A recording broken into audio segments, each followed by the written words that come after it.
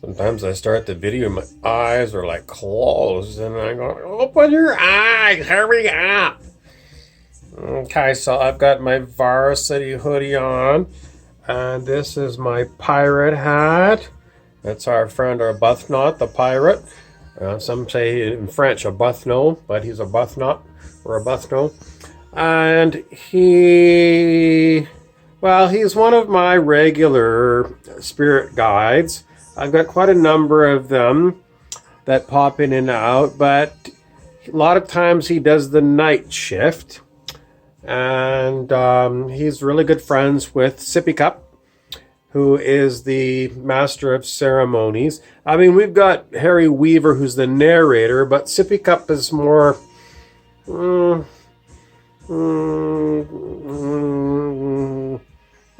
he's master of ceremonies. He's just different kind of thing. Okay. Now, let's see. Topics that we're following. Okay, the one that came up today was people were saying that... See, my pirate hat? People were saying that they were getting to the point where looking up angel numbers on Google and Doreen Virtue's book, and they're going, well, it's like they're too simple. There must be something more to them. And I got to thinking about it, and I have to agree, because we've been looking up angel numbers so many times, and they're not helpful anymore. You know, once you've used it for a while, you get to the point where it's gone stale.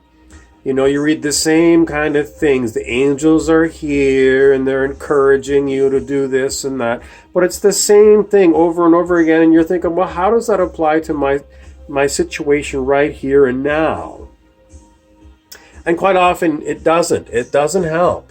It's just like, why did I bother going and spending 5 minutes looking up this number and I get the same kind of information? Because basically all the angel numbers are all the same, you know. It's just like follow your guidance, the angels are here, blah, blah, blah. So, you know, when they get stale like that, stop looking up numbers. It's gone stale for you, so you have to move on. You have to look for another form of divination. In other words, getting messages from the spirit. So, things that you can do, go drive for a while and find a large, big box store. Don't go in, just go and drive to the end of the parking lot closest to the ring road or the access road and park. And you can leave the radio going, or if you're sick of the music, turn it off. And what you're going to do is you're going to do what's called perching. It's like if you were a goldfinch in a tree. You know, that goldfinch has got the little feet and they just grab on. So you're going to perch. And what you're doing when you're perching is you're paying attention to what's going on. So you're paying attention to any other cars that come close to you in the parking lot.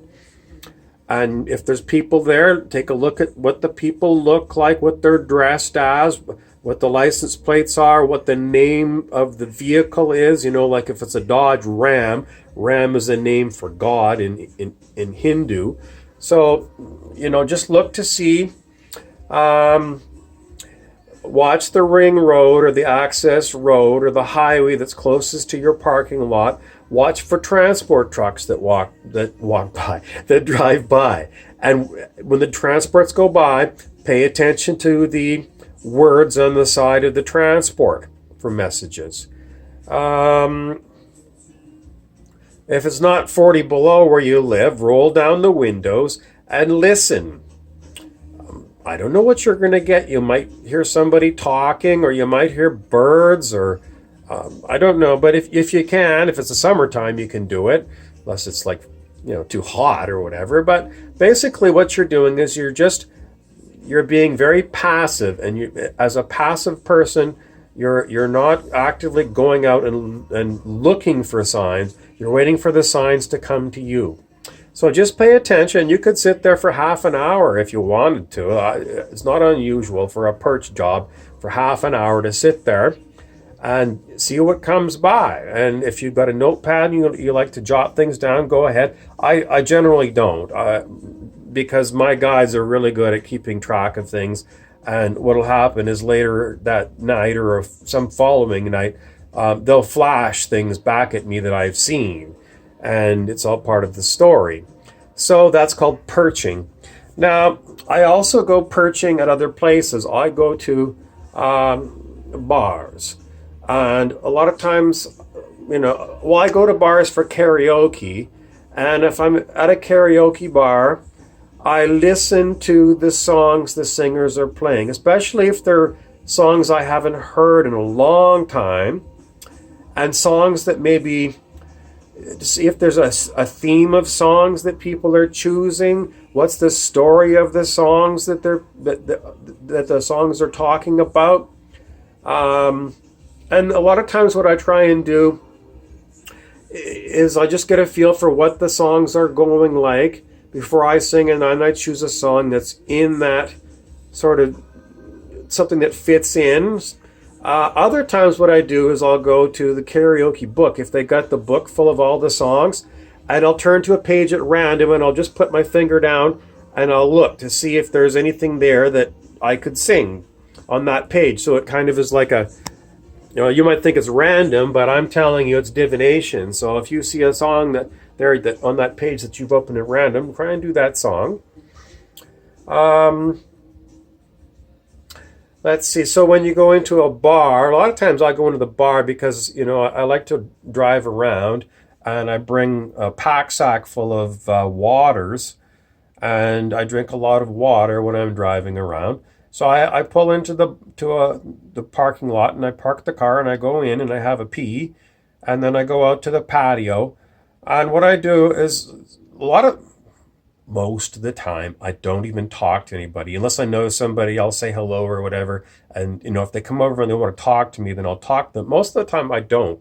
But I'm very focused on, when I walk in the bar, is what people are wearing.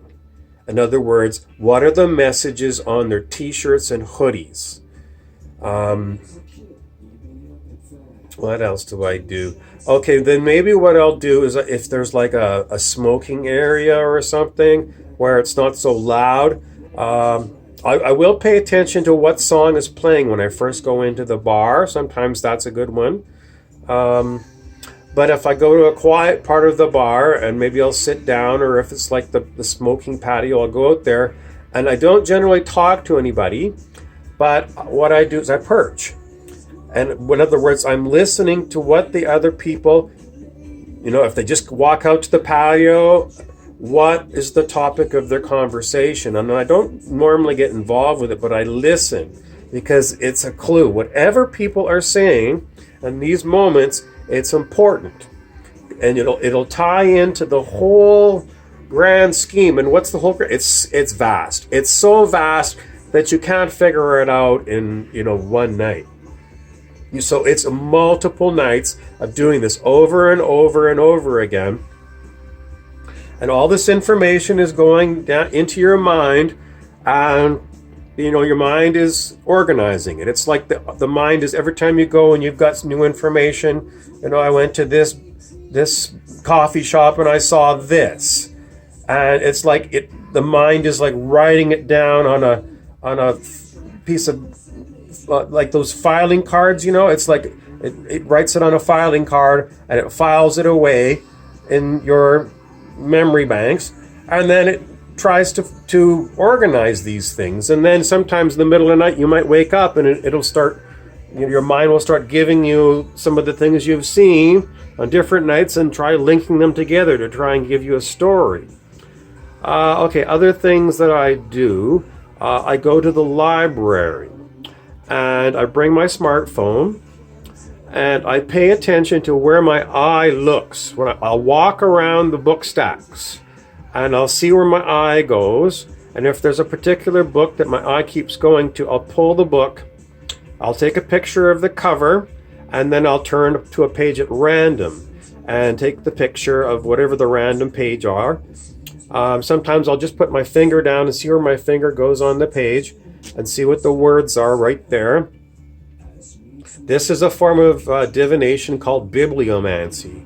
And if you're using strictly a Bible, it's called bibliomancy. But, sticiomancy, in other words, just using whatever books that you're drawn to, is really good. And if you read the Bible all the time, it's like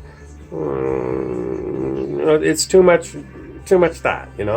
So if you use different kinds of books, you'll get different kinds of information. It makes your story more interesting. Okay, and then when you're in the library, besides looking for people, what they're wearing and the T-shirts, go specifically to the display areas. So like, where the new books are, or if there's a feature theme that the library's got, they want to, like it's university month or whatever it is, and they've got a whole pile of books on one subject. Go over there and take pictures. Take lots of pictures. They're free on your smartphone. And especially the book reshelving cart. Take pictures of the books that are on the book reshelving cart, because those ones are the ones, or also books that's other people have been to the library. They pull books down off the library and they sit there and read them, and then they leave and they don't reshelve them. Look at those books. All of these books are especially important for you, for your story. They just are. They just are. Trust me. Okay, other things you can do. Well, there's millions and millions of things you can do. But, if you're driving around, or if you're on the city bus and you've got your headphones on, you're listening to music, pay attention to things like signs on buses as they go by, or if you're driving past billboards or signs on buildings. Pay attention to the signs on buildings and what the story is in a song that's playing at that time. So, and sometimes you'll get a really good synchronicity. So at the moment it just happened to me last week. I was driving down and there was a billboard that said "Dream," and at the moment that my eye flashed on the billboard saying "Dream," there was a song playing. At the exact moment that my eye saw "Dream" on the billboard, I heard the song playing off the radio, and it said "Dream." That's a perfect coincidence, synchronicity. That's amazing, and that's that's a confirmation that the universe is synchronized and that you are synchronized with it. So that's if you think I'm crazy, you do this, you pay attention to these things, and you get those synchronicities, and then you'll say, I was right. If you want to have fun with this, you got to play with it. Do these things. What else can you do? If you happen to notice a bird or an animal, like like squirrels come out. I've seen like deer come out. If it's a certain kind of bird, it's just like looking up those numbers, those angel numbers. Look up what the symbology of the animal is. And it doesn't have to be a real animal. It doesn't have to be a real animal. You see, it could be that maybe when you're at the library, you turn to a page in a magazine at random, and it was like a cardinal, a picture of a cardinal. So the cardinal bird, because I know where I live, they really don't come here. We're too far north. But, the cardinal, you can look it up and see what they say about what the cardinal symbolizes. A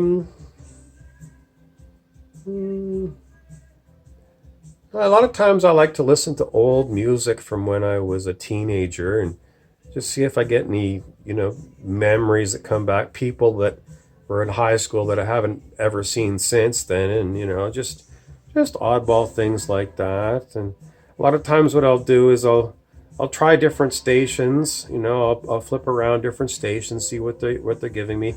And I'll go to stations that I don't normally listen to. Like, I'm not much of a country music listener to, but sometimes on purpose I'll go to the country music station for a while, just for a change, just to see if there's something new there, or I'll go to like the university, the college station, because they'll have something different. Sometimes the college stations will have an amazing DJ that will tell you a story that you'd never get on commercial radio. Just always be paying attention wherever you're going. And That gives you quite a few things that you can look for. And then you'll find your own thing. And then for me, what happens is quite often, as I say, in the middle of the night, I'll wake up and or else I'll be sort of semi-dreaming, and I'll be, kind of remembering some of these things, and, trying to figure out what it all means. And, that's part of your game. All right.